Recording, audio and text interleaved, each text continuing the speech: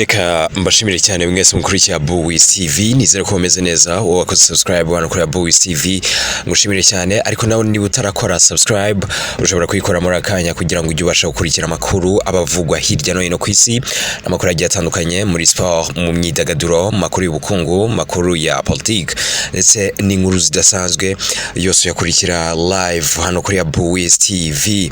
So kora subscribe. Nitwa Bu. Muri weekend hari ku cyumweru mu masaha mu gitondo nibwo inkuru mbi yamenyekanye cyane ku bantu bakurikira imbuga nkoranyambaga, abantu bakurikira film. Iyi nkuru yabagezeho abantu bazi uyu mugore witwa Ayingamiye Liza, wari sister wa Jeannette, muramuzi muri film.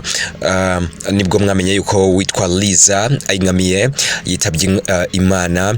Ni inkuru yagishyirwa ku mbuga nkoranyambaga zigiye zitandukanye, yagishyirwa mu binyamakuru bigiye bitandukanye. Bahavu Jeannette, muramuzi uyu sister we rero niwe witabye Imana azize impanuka ikomeye cyane yabereye i Remera ubwo yaravuye mu bukwe, ahita yitaba Imana nyine ako kanya. Inkuru nyine imenyekana ibabaza abantu benshi bitewe nuko yitabye Imana akiri muto anasize umwana w'uruhinja nyine.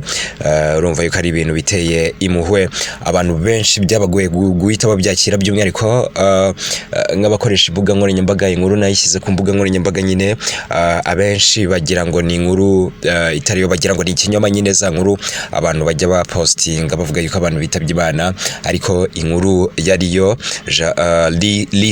Liza Ayingamiye ubwo yaravuye mu bukwe nyine yahuye n'impanuka ikomeye cyane ari kuri moto itwara ubuzima bwe.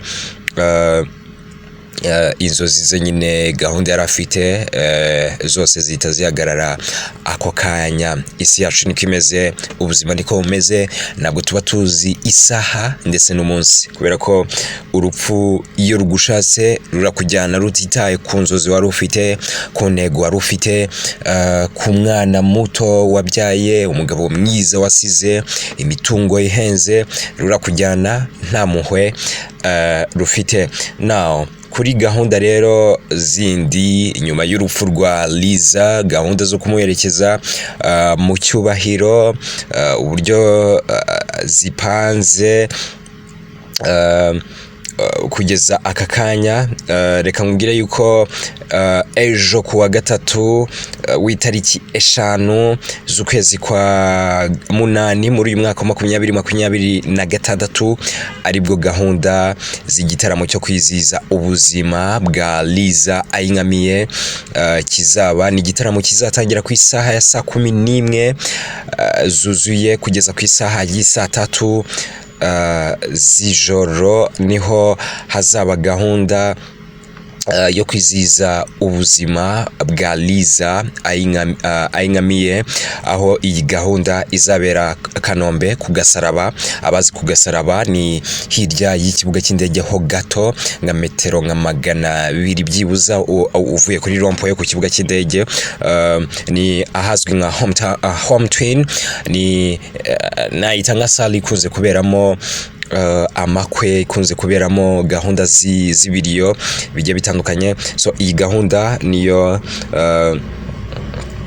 izabera nyine yo kwibuka cyangwa se kwizihiza ubuzima bwa nyakwigendera Liza Ayingamiye. Hanyuma gahunda yo kumuherekeza mu cyubahiro izaba kuwa 4 w'itariki 6 z'ukwezi kwa munani muri uyu mwaka wa 2026. So abashaka kuzajya kwifatanya n'umuryango wa Bahavu Jeannette, umuryango wa Ayingamiye Liza, inshuti, abavandimwe, abo mwakoranye n'uyu muryango wa Liza ndetse n'abahavu, nukuri twese tuzahurire hariya ku Gasaraba kuri home twin, tujye kwifatanya n'uyu muryango mu bihe bikomeye cyane urimo, mu bihe bitari byiza, ibihe by'agahinda, ibihe bibabaje byo kubura umuvandimwe byo kubura inshuti yacu Ayinkamiye Liza witabye Imana akiri muto ku myaka ye mike cyane. So ejo kuwa gatatu rero tuzahurira hariya kuri Home Twin